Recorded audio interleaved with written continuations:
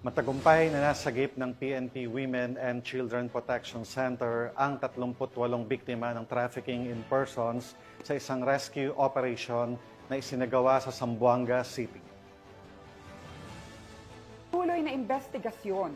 4 sa mga biktima ang tumistigo at itinuro ang 3 suspect sa nasa likod ng krimen.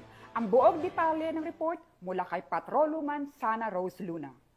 Matagumpay na nasagip ang 38 biktima ng trafficking in persons mula sa isinagawang rescue operation ng Women and Children Protection Center o WCPC nitong nagdaang Biyernes sa Tahaw Wharf, Baliwasan Seaside, Zamboanga City. Ayon sa natanggap na ulat mula sa Philippine Center on Transnational Crimes o PCTC, ay may isinasagawang iligal na pagpapalabas ng mga individual na humigit kumulang 50 katao patungong Sabah, Malaysia gamit ang backdoor route sa Taganak, Tawi-Tawi. Sa patnubay ni Police Brigadier General Maria Sheila T. Portento, tumatayong hepe ng WCPC kasama ang mga operatiba ng Mindanao Field Unit nito sa pangunguna ni Police Colonel Mario M. Baquiran Jr.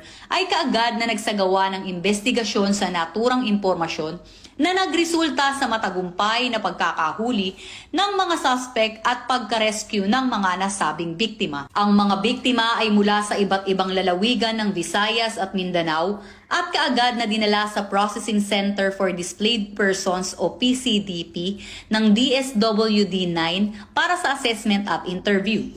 Sa patuloy na investigasyon noong August 9, 4 sa mga nailigtas ang tumistigo at positibong nagturo sa 3 suspect na responsable sa trafficking in persons.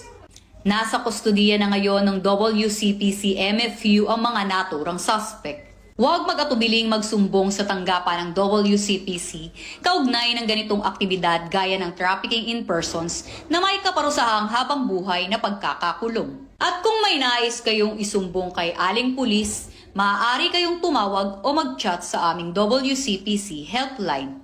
Mula sa PNP Women and Children Protection Center, ako ang inyong PNN Correspondent Patrolwoman Sana Rose Luna, alagad ng batas, tagataguyod ng Balitang Pulis.